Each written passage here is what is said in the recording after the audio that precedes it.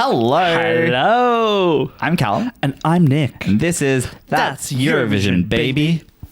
I was trying to prompt you to press it. I was like, his hand's nowhere near it, and we've just finished the baby. Oh no! I just gotta reach down for the baby button. Welcome, guys, to another fantastic episode that we have planned for you today. It feels like it's been a hectic couple of weeks since we last filmed an episode, but for you guys... Wouldn't even notice. You wouldn't even notice, but yes, I've been... Through the power of cinema. The power of just good pre-production. But no, I've been overseas for work, and then we're back for a week, and then we jet off on holiday. So, yeah, we're trying to record an episode in between all of the chaos, and we thought... Chaos. What is a good episode that encapsulates the idea of chaos? Let's seize on that. Let's carpe that DM. Wow, I love them. Joker out. Joker out. Chaos. Yes, I've always said that about Joker out. I've actually not said anything about Joker out since 2023, if I'm to be honest with you. Well... but no, we're doing a little sequel episode today, Nick, because we're going to be doing another set of our Eurovision Himmy-outs. So if you didn't watch our first episode, where basically the concept is, first go and watch it now. Nick keeps pointing like that an annotation bar will ever appear above his head there. It won't. I just believe in Callum's power of editing, and unfortunately it seems like my needs are not being met. Do you want to pay me for that?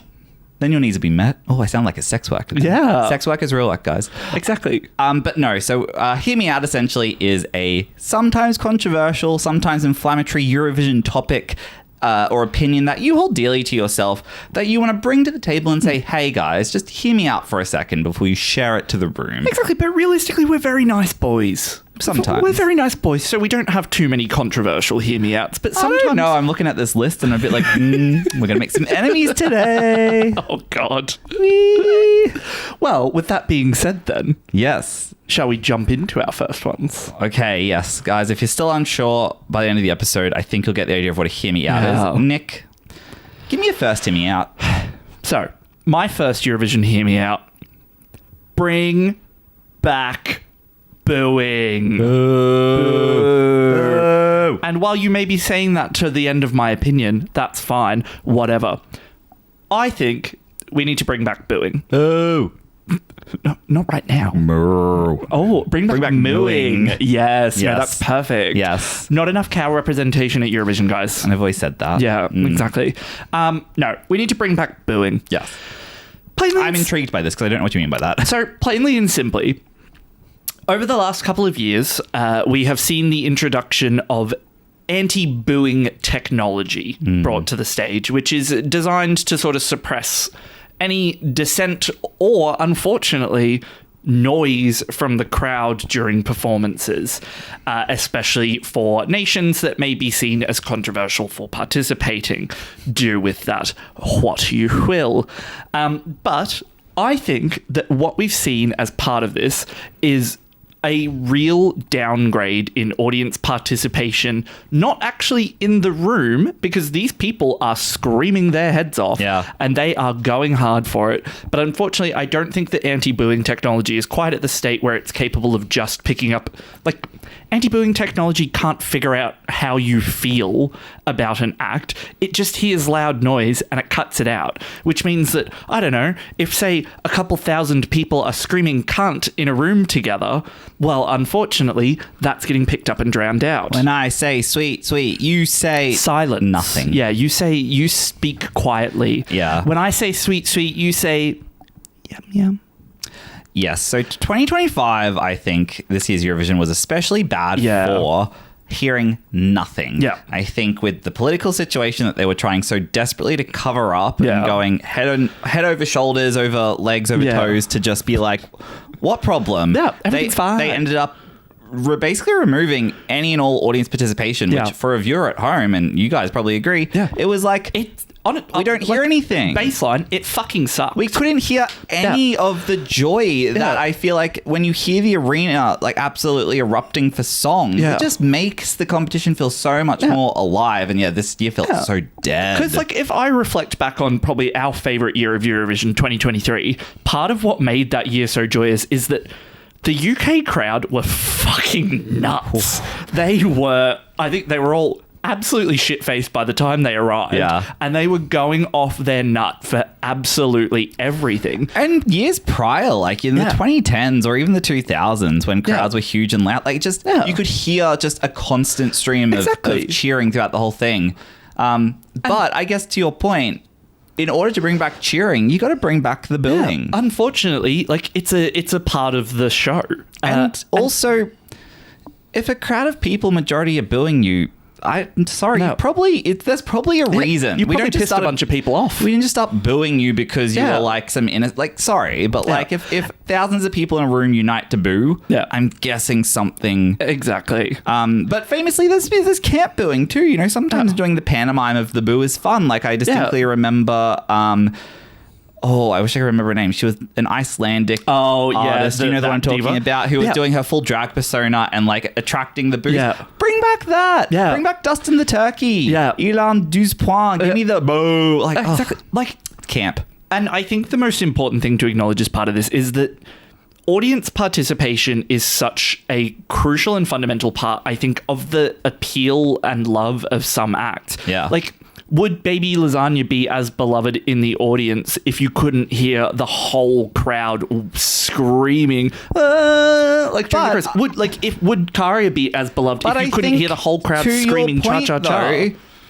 You're saying that it's been getting progressively worse. It is. We've had issues with Baby Lasagna and Käärijä. Like I think the anti-booing technology has been in effect for a couple of years now, at least the last 2 that I can think of. And I'm just like, turn it off. Yeah, it's technically been in place since well before that. Like, I believe that even Austria introduced it for 2015. Yeah. Again, for another... Just ban the country. Exactly. Yep. But yeah, I think that unfortunately it's gotten to the point where, as you said, if that many people are united against you, those people deserve to be heard. Booing is a form of protest, obviously not silent protest, quite the opposite, but it's an important form of protest. If you as a country want to come knowing that you are, potentially complicit in war crimes and you want to go out on stage and try to propaganda the audience, they have every right to respond with protest and with boos, and for you to come out and say, well, we want the stage and we want to deliver our message and no one can criticize us. Like, that is the problem. Exactly. I think you're asking to deliver your own message without the audience's right of reply. Absolutely. And then when you affect Australia and Malta and all these countries in the process just because you want to get out there and say everything I do is like, we're perfect, we're fine, you're like, shut up everyone else. Like, that is absolutely ridiculous. Get out there to a sea of boos. So I'm hated. Reap what you sow. Reap what you sow. Thank you. And this isn't us as Australians being like, oh, Gojo only didn't qualify last year because there was no noise, because that's not true. Absolutely not. But the thing is that as a person at home, especially for people who are viewing it for the first time, who haven't been participating, which is like a lot of the Eurovision watching audience, arguably the majority, who have no idea what's going on. If a room full of people who have paid hundreds, if not thousands of dollars to be there can't even get into a song, well, clearly it's not a song that you should care about as a viewer from home. So I think if in your quest to like apoliticize the competition, you've absolutely lost sight of the fact that you've now sterilized your competition to the point where we just feel like it's dead. Think about that for a second. Think about how ridiculous that is.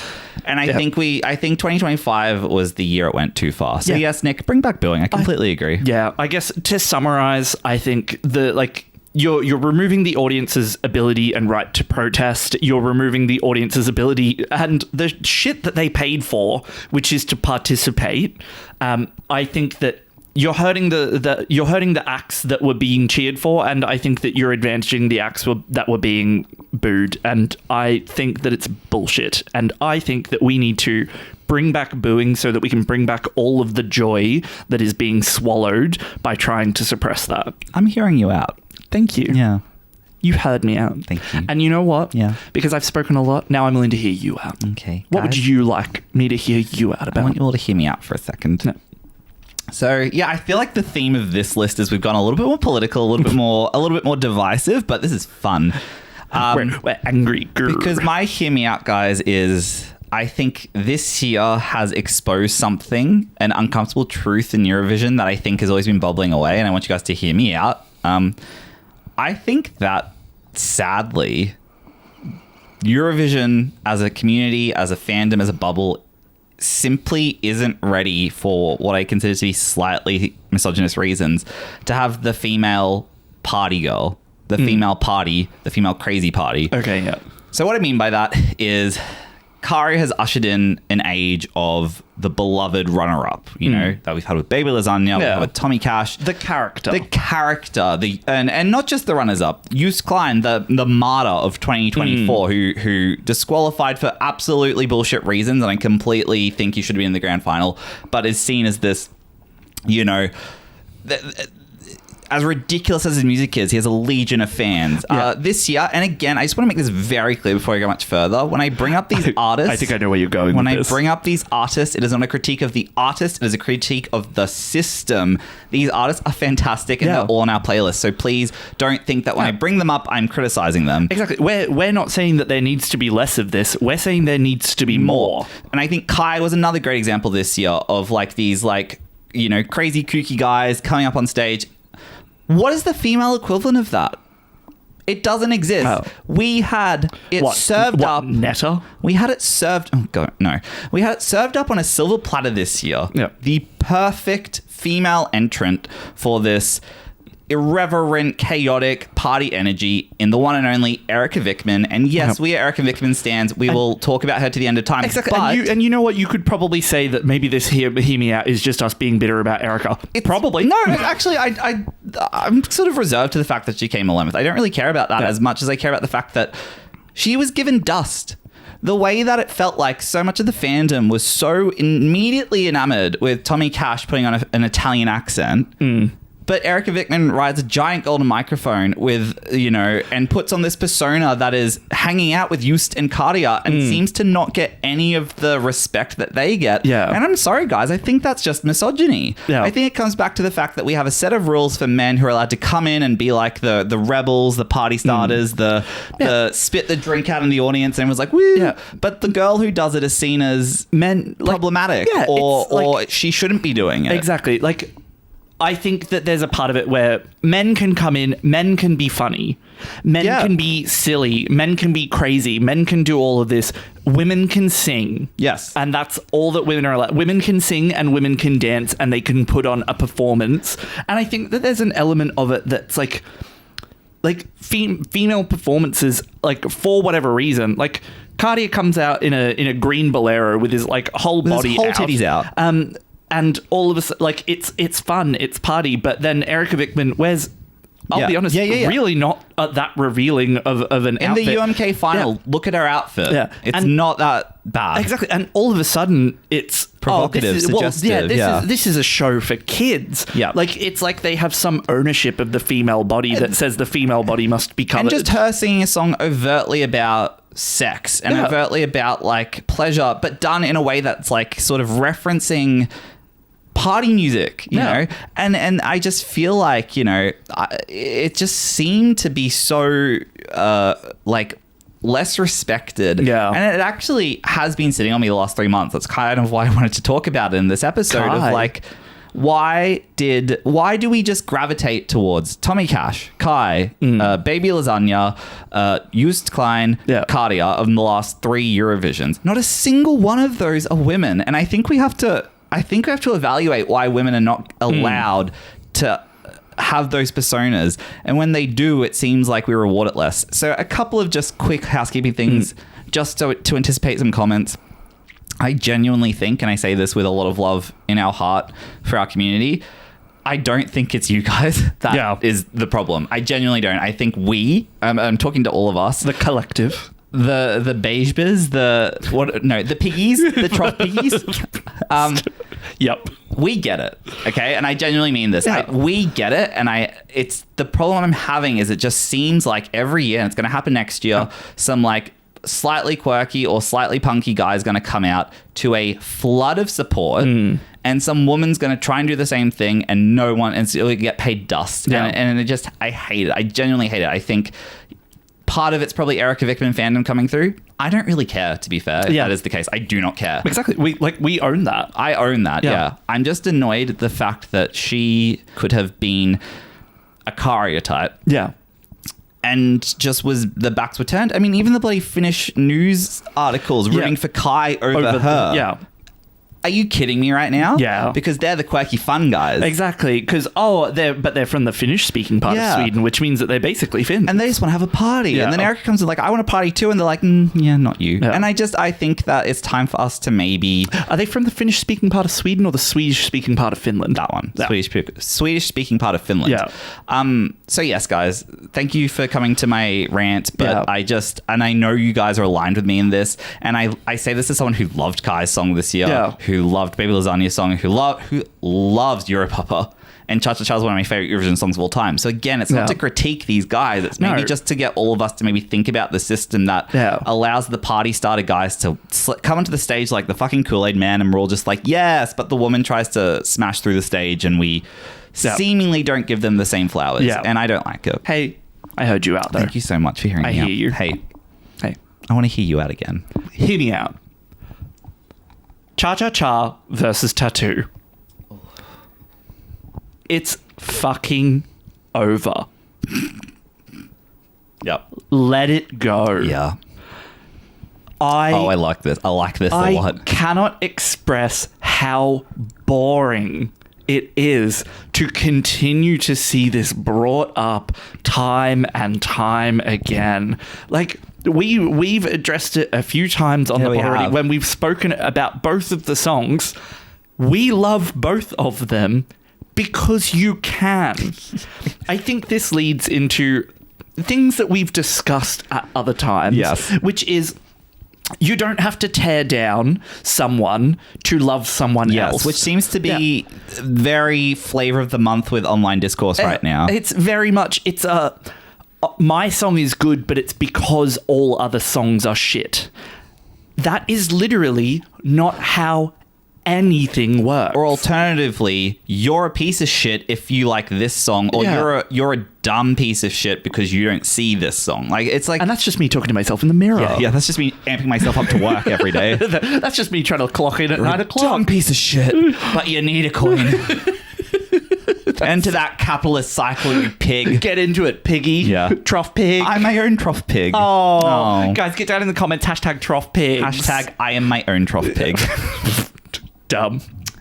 But yeah, I think it's just so boring and reductive. So actually, this is kind of like a half and half. Hear me out. Specifically, it's about Käärijä versus Loreen. It's boring. It's done. Loreen won. Let it go. But also, Käärijä was fantastic. Exactly. Would have been so happy if he won, and that was fine too. Exactly. Both are great. You don't have to put Käärijä up. You don't have to put Loreen down. Yes. You and can vice versa, to be fair. Exactly. You can say that you don't like it. And I think that there's also a lot of commentary around like, like Loreen won. So glad it wasn't that absolute mess of a song, that other one that was just terrible and awful. It works both ways. Exactly. It's not just the Käärijä stands. No, it's definitely not just the Käärijä stands. Like, everyone sucks equally. Including us. Exactly, including us. So you can call us out for it too. Yeah. But yeah, you don't have to drag other performances down to stan yours. Yeah. Your performance, like, it does and doesn't exist in a vacuum. It exists in a vacuum in terms of the fact that it has nothing to do with any of the songs around it. The only thing that will ever involve your song and another song is, okay, maybe that song got in because it did what your song was trying to do, but just seemed to be more popular with the audience. That is kind of the only comparison I want to hear. You can say Tattoo is a dog shit song. But it's not dog shit because Cha Cha Cha was so good. You just don't like it. But also, I think you can say Tattoo is a shit song, but just say, in my opinion, Tattoo is a shit song. It's not a song I would listen to. Exactly. I think the thing that I get so sick of is people trying to... There's too much branding of opinion as fact. People trying to infer their opinion as fact. To say that Tattoo is a universally shit song and you're shit for liking it. No. You don't get to determine what other people can and can't like. Exactly. And the thing is that, like, obviously this is a podcast where we express our opinions a lot. Exactly. So we're telling you what you can and can't like. Exactly. But and once you understand that dynamic, you'll be much happier. Exactly. But I think that it's one of those things where, like, we always invite everyone to provide their opinions because all of your opinions are valid. But when you say that we're wrong... We're not. No, that's not how that works. Because there is no objective reality. You know what, Callum, Yes. at the end of the day, you heard me out. Thank you. And I appreciate that. And now I'd like to hear you out. I'm going to hear myself out as well. I'm going to show myself out. Yeah. Well, I might have to after this one. I'm worried about this one. Okay. But I have to marinate in my truth, guys. Marinate in this sweaty bag of marinade juice that is your opinion. Okay. My opinion is Italy. That's it? Beloved Eurovision country. She's getting tired, guys. I'm sorry. I'm got to say it.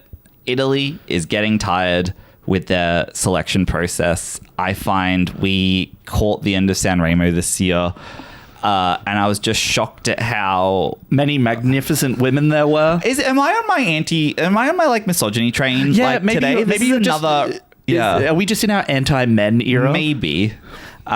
So my point is, it's like if you were to look. So fun fact, I don't know if you know this, Nick, but in the 2000s, Italy didn't really compete in Eurovision. They only came back in 2011, I want to say. Which is wild to me. Yeah, crazy. And then, you just don't think about that, do you?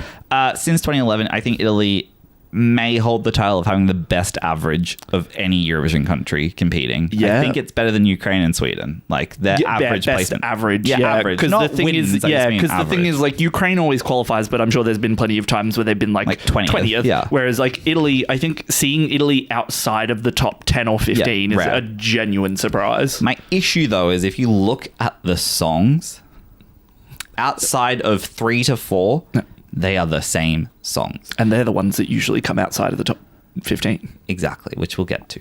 What I'm a bit frustrated by or a bit sick of with Italy is I think Sanremo is this like tuxedo black tie event you go to, and it encourages maybe a lot of music that is for a theatre. And it's very formal and it's very favouring of men. I remember us watching the end of Sanremo this year, and the like one last female representative left came like shockingly low, and the whole audience was upset. Yeah. But it seems to be a theme every year at Sanremo that to get a woman to win is just impossible. So good on you, Angelina Mango, like for managing to do that. Because it was because I think Georgia, quite famously like dropped out before the final, the super final, or whatever it's called. the last selection processes. And we heard those songs, and we heard those boos in the room. Like I love Lucio Corsi's song, and I think the winner's song was okay. But some of those in that final, I'm like, are these just old conservative men voting every year? And what I'm so frustrated by with Italy at the moment is I just think that if they keep sending like these kind of songs designed for a tuxedo in a theater, I just feel like, I don't know, they keep doing well. Maybe this is just me, but I'm just a bit over it. And I think about the 3 best Italian entries of the recent memory. La Noia, Zitti Aborni, Soldi. A contemporary pop song, a contemporary pop song, a contemporary rock song. Yeah. The 3 songs that sit outside that mold are my 3 favorites. And I'm just like, I don't know. I guess my hear me out, so hear me out, guys, is it time for Italy to maybe internally select outside of Sanremo? And I know this has actually been discussed for next year, potentially. I don't know where the news is on that. No, to be fair, I don't know if it's being discussed so much as Sanremo might not be a thing next year. Yeah, it's I think pretty much this is a very abridged version of news, so definitely go look at it. But I think that we're not a factual podcast, guys. But I think that there was there was like a disagreement between Rai. And like the Sanremo people of doing it there in its current form next year. I'm sure that they would replace it with something else. Yeah, look. But yeah, I think it was I think they've patched that up. Then maybe my hear me out then is if that were to go ahead, Italy may be better off. I would love to see a young contemporary artist represent Italy, because it just feels like they're just going to send more men in suits singing very traditional crooner-ish music, and I'm just like over it. I'm so sorry. I think I'm just tired of Italy just constantly resting on their laurels, and the second they do something exciting, they come like 9th, 10th, 11th, and it almost reinforces public opinion that they need to go back to sending like the sort of man ballad. So my question is for you though, then, if still hearing you out, this is a safe space. Do you think that that's what people have grown to expect from Italy, though? Do you think that that's what people looked forward to in their Italian entry? Absolutely. And so I think, like, not to invalidate people who love Italian entries, I think that every country has a sound that you're attracted to, and maybe some countries you're not attracted to. For example, Portugal, I know every year is going to send a song that at first I'll be like, oh, it's okay, but then it'll click and I will love the song. It's happened literally every year. I know that a country like Sweden will send a pop song that I will probably love. I know that Albania will send a song that's deeply traditional or a ballad or something. But Greece will always send something that has a little bit of Greek flair to it. And I think Italy, though, is just... And here's my issue, right, that I don't want to get too much into because I'm aware of time, is this is a subjective thing. I personally don't like the Italian persona. I like when Italy does something different, and that excites me. And when they do something different, because they're so good at Eurovision, it's incredibly good. And because God knows they've got the money to do it right. Exactly. I guess I'll just wrap up very quickly and just say, I think my hear me out is I would love to see Italy do something different because I just think the Sanremo selection process feels archaic at this point and seems to just favor a very specific sound that is just not up my alley. And this is someone who really liked Volevo Essere Onduro. I did like the song, but I just worry about five of those in a row. I get a bit sick of it. It felt like the best of what was all the same song. Yeah, very much. Yeah. Anyway, that's my hear me out. You've heard me out, guys. Don't come for me if you're an Italy stan. I do very much respect if you guys love Italy. I just hope you can kind of see where I'm coming from. Where it's like it's a bit copy paste, especially if you saw the finalists for Sanremo this year. I would think it was pretty dire. Yeah, I think maybe the thing that I'm going to take away from this, and the thing that I heard when I was hearing you out, is that maybe the formula for Sanremo, which has existed for longer than Eurovision, quite notably longer than Eurovision, very much. I just think that maybe the selection process, it feels like everyone else, lots of other countries have had major upgrades and changes to the way that they do their Eurovision selections, and Sanremo should definitely continue to exist in the format. It's cool. Because the thing is, like, clearly that's what Italians love, but when we're considering this on a global scale, I think that maybe there's opportunity for Italy to look at the way that they select for Eurovision and question whether Sanremo is the right way. At the same time, look at Italy's scores over the last 10 plus years. Exactly. I know that I'm probably in the minority here, but I just want you guys to hear me out and maybe take away some lessons. You know what, Callum? I've heard you. I'm going to do something crazy right now. Yeah. I'm going to hear you out. You're going to... Really? Yeah. Oh. Yeah. Thank you so much. So what are you going to say? Everyone should die. Okay, so I'm going to cut that. We're going to cut the episode, because you can't wish death upon our listeners. It's really bad. It's demonetizable, actually. Oh. We don't earn money, so it's fine. So, fuck you, die. Yeah. Love you. Love you, piggies. I don't like Piggies as a phantom name. I just want to say that. I know I made it up, but it's not my vibe. You don't like Piggies as a phantom. You started this. This is Guys, your I took fault. it too far. I can see that now. Anyway, go on. So, give me next hear me out. My next hear me out. I am firmly of the belief that Eurovision needs to get some more countries back in. Yes. I think that we have lost a lot of good friends along the way. Unfortunately, Moldova. Yeah.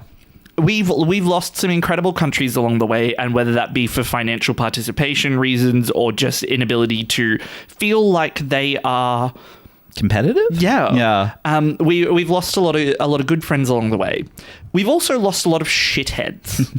We've lost a lot of countries along the way that have a serious issue within their own internal politics. Yeah, their governments. Yeah, with the way that Eurovision is run, and particularly with the inherent, I think, queerness of an event like Eurovision. That being said, Eurovision, obviously, like, I'll caveat the queerness of Eurovision by being like, well, like, Eurovision's gay as fuck. Shit's gay. Exactly. It's gay. It's gay as fuck. There is so much space in it for people of any gender expression and orientation. Obviously, straight people very much included. Ally. Exactly. Thanks for coming to hang out. But I think sometimes what happens as part of that romanticizing of people. Of the countries of the past. Yeah, of the countries of the past, is that we're willing to gloss over some shit that we should not be willing to gloss over for. Yeah. My hear me out is you should definitely wish for countries that have participated in Eurovision before to come back. But I think that you need to not be waxing nostalgic for countries that have a regime that do not believe in the fundamental aspect of the competition, that it is for everyone. Or your potential fundamental rights. Exactly. Now, there's two countries that come to mind when we say this. Not to call people out in particular, but Russia, Belarus, Hungary. These nations, while at times have sent... Can I add another one quickly? Yeah. Turkey. Turkey. Turkey's big. Like, Turkey and Hungary are the two I was thinking of. Yeah.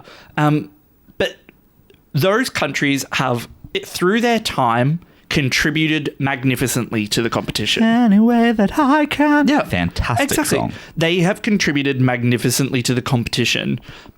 Unfortunately, as they are sending, and this is not representative of the artists or the delegation of course specifically. Not. We'll get into that. Of the countries themselves. They do not want to participate in the competition in the current structure, and they do not want to participate in the current competition and its stance on LGBTQIA plus rights. Yeah, at a baseline. Sorry. Finish your thought. I'm hearing you out. Stop yearning for them to come back. Yes.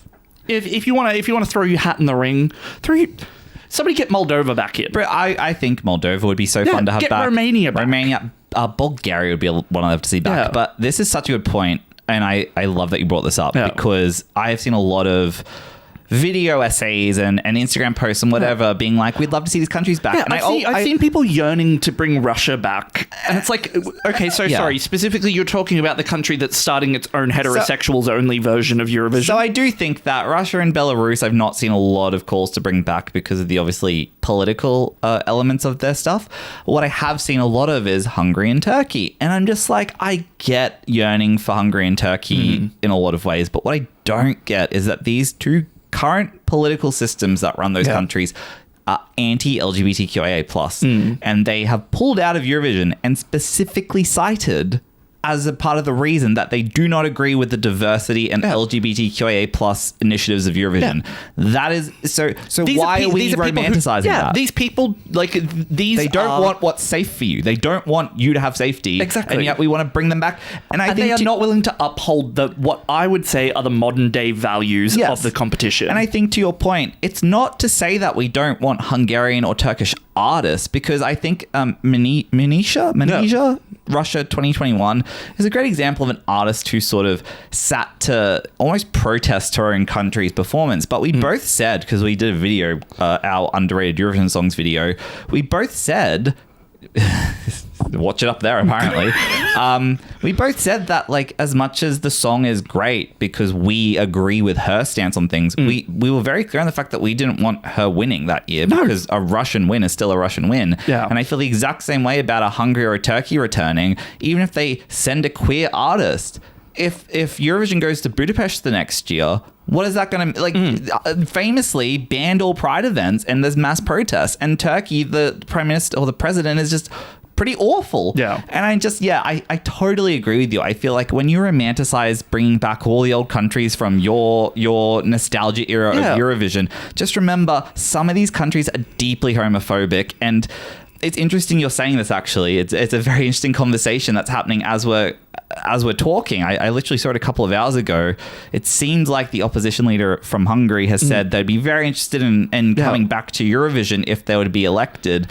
And that's perfect, because that's what you want to see, right? The current Hungarian president, prime minister, sorry, I don't know your political system well enough, but it's deeply homophobic. If the opposition is open to queer rights, open to reinstating Pride, far more accepting, I would love to see Hungary come back. But in the current state of things, I don't want to see Hungary and Turkey back in the competition. I don't. I want to see Moldova, Bulgaria, North Macedonia.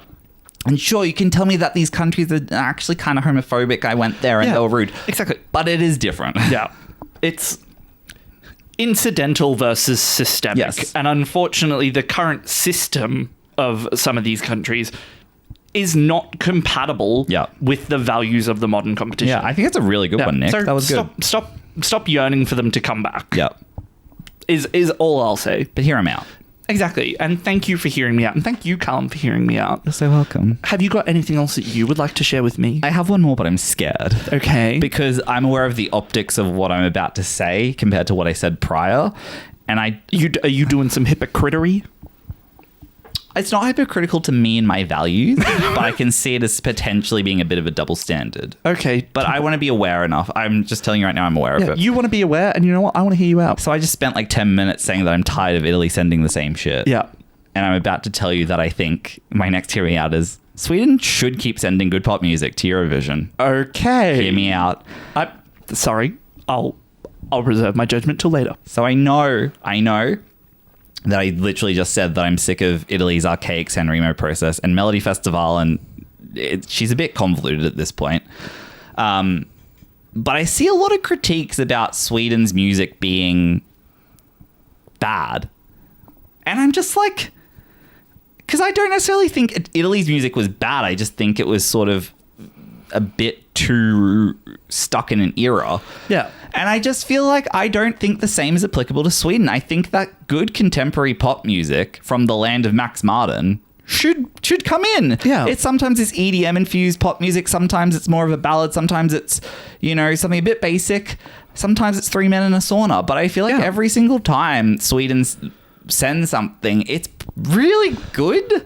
And I think what I'm trying to get you guys to hear me out on is the fact that I don't necessarily agree with this argument that Sweden is boring or like that their music is bad. I think genuinely, and I mean this not in a way to like judge you or say anything bad about you guys as the viewers, I think maybe you guys just prefer ethnic pop from like the Balkans, and that's totally fine. Like, you're root for that. But I think trying to force a country that's famous for pop music, quite literally the birthplace of modern pop music, to suddenly develop ethno-pop roots feels a little bit strange to me. Like, especially if we're talking about cultural references, Max Martin came from Sweden.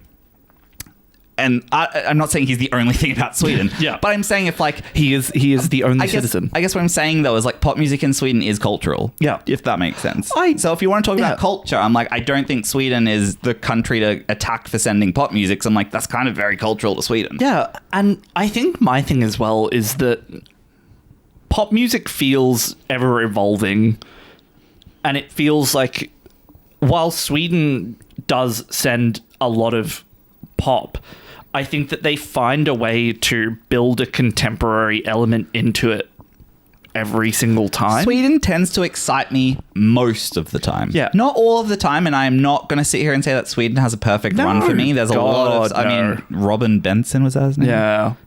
Heroes. Oh, say no more. Coming for you, Mans. But I will just say this, like, coming off the back of like Sweden's run in the like Cornelia Jacobs, then Loreen, then Marcus and Martinus, and then Kai, like that comes from a country that knows pop better than anyone else. And to sort of say that they need to suddenly turn about face and send some crazy folk ballad thing just for the sake of it, I kind of go, I don't agree. So I'm gonna give you a pushback, and I'm going to give you something to think about. No, you're meant to hear me out in an echo chamber where nobody argues with me, including the people in the comments who support me 100%. Yeah, support you 100% in everything that you do, except for that one time that you burnt down that Walmart. Oh, but it had it coming. They know what they did. It was owned by Mans and Malou. No, you burnt that one down. Yeah, I did. You don't have Walmarts in Australia. Why'd you say Walmart? Yeah. Do you think that perhaps... maybe, hypocritically, the difference is that we have a background here in Australia of pop. Pop music is, I guess, culturally relevant here in a way that Italian music maybe is not. So that you're willing to give more of a pass to Sweden because it's something that you identify with as well. Absolutely.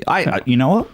Thank you for hearing me out, and thank you for letting me hear you out on my hear me out, because I do think this just comes down to subjective music taste. Well, I'd say hear me out. I'm not the biggest fan of Italy's sound, but I am a bigger fan of Sweden's sound. That's probably all it comes down to. Yeah. I think that there's going to be a lot of people who are the opposite, who say, give me a derivative Italian song any day over a derivative Swedish song. Yeah. And I think kind of to your point on the Loreen Käärijä thing, I'm like, that's valid and both exist. I guess what I'm saying in my head and what I want people to hear me out on is that Can I tell you what the issue is? I'm going to hear you out after you heard me out because I was hearing you out. My hearing out, yeah. I think my issue is that I think people want to write off Sweden because they're overdogs. Yeah. And because they seem to think that Eurovision isn't the space for pop music. They seem to think Eurovision is specifically for this... Like ethno-ballads only. Ethno-ballad pop. Yeah. And if it falls outside of that, then it's not a Eurovision song. Yeah. And I think the criticism for Sweden I've often found is very weak. You can say that the song bores you, but I don't. Yeah. But I guess when you try to justify that a country that is known for pop music sends pop music. But yeah, I get what you're saying. But Italy might be known for that and sends that. So therefore, who am I to judge A Exactly. and B? But to be fair, I think the thing that I will say about that as well is that if you have like an ethnic music that's like ethnically profiled as part of that country's sort of music style, and that's the only thing that you're willing to see at Eurovision, that's why Eurovision in the early 2000s was shit. It was very dated. Well, maybe actually we're learning in real time, folks. Sorry, I feel like that was very mean. Yeah, that was Eurovision mean. in the early 2000s wasn't shit. It was just... I think you had to dig a lot deeper to find the gold. I harper a lot of sentiment towards some of those early 2000 songs, though. I'm going to change my hear me out then. Maybe the hear me out isn't that Sweden should only send pop music. Maybe my hear me out is that Eurovision is... Sweden is very ethnically ambiguous. No, is that Eurovision should always have balance. Yeah. You know that you're going to get ethnic ballads. You know that you're going to get ethno-pop. Yeah. So allow a country like Sweden to send good modern pop and don't be angry at it. Yeah. Like, that is the beauty of Eurovision, is that you get a bit of every genre. Yeah. So I think getting angry at Sweden for doing what they do well, when you already have the pool of songs that you can enjoy, feels a bit reductive. But then again, I'm acknowledging in real time right now, we're learning that what I just said about Italy then becomes less valid because that argument can be applied to Italy. But that's okay, because this is the whole point of Hear Me Out. I guess all I was saying is subjectively, I find Italy's sound to be tighter than Sweden's sound. It's as simple as that. That's completely fair. And you can totally disagree with me. And let me know in the comments, and let's make it super constructive. Sound off. Just sound off in a nice way. Yeah, sound off nicely. Wow, I've learned a lot about myself. Oh. I've learned a lot about you. You've learned and grown during this episode. This is therapy. I'm the same. I'm the same as when I started. What did I take away from this episode? I would say that I learned that I'm just a really empathetic person, and that I have needs and they need to be met sometimes, you know? And I learned that the mitochondria is the powerhouse of the cell. Okay, I think we should wrap it up. Yeah, I think, unfortunately, you've heard us out. Yes. You've heard us out a lot. Yes. So now... It's time to hear you out. We would like to extend that courtesy to you, to anyone viewing this. Have you got to hear me out? Have you got an opinion on Eurovision? Have you got an opinion on one of our opinions? Is that opinion nasty, or is it just a difference in opinion? I'll let you decide that for yourself.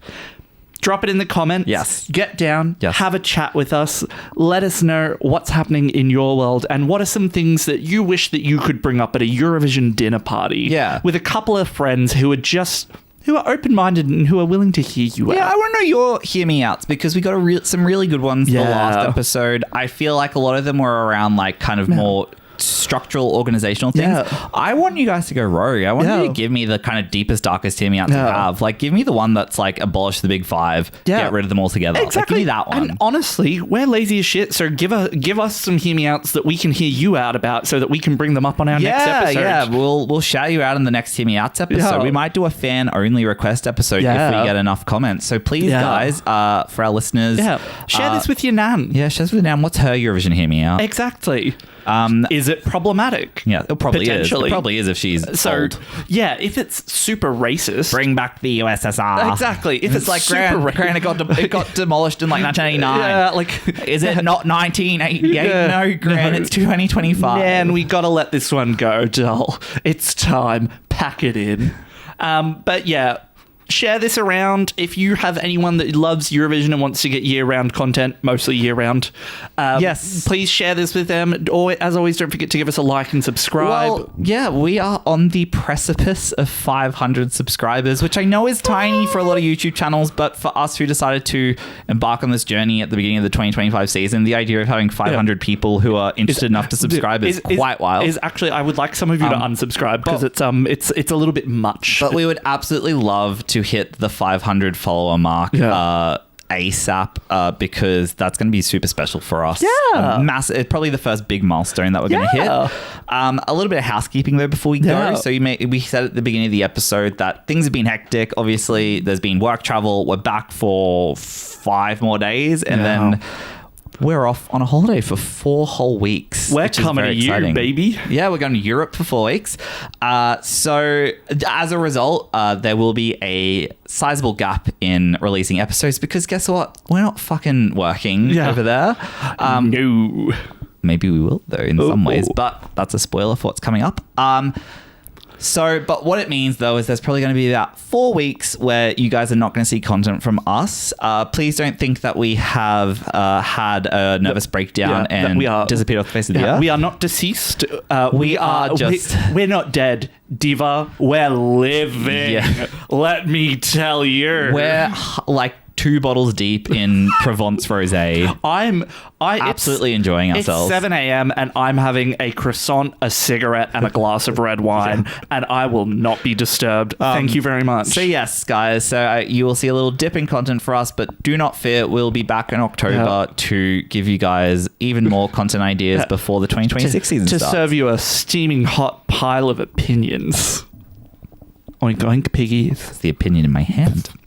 Okay, guys. Maybe this is why we don't appeal to a broader subscriber base, because anyone that's watching this video for the first time has been called a pig at least 4 times. I don't care. If you know, you know. And you deserve to be in the club if you like this. Yeah, we don't think any of you are pigs. We think you're all beautiful people, and thank you so much for watching us. Anyway, let's wrap this up, Nick. Have a great rest of your day, people. Yeah, and we are going to be coming back to you fresh, rejuvenated, and probably hungover. Yeah. So we'll see you in a little bit. But for now, take care. Bye, guys. Bye.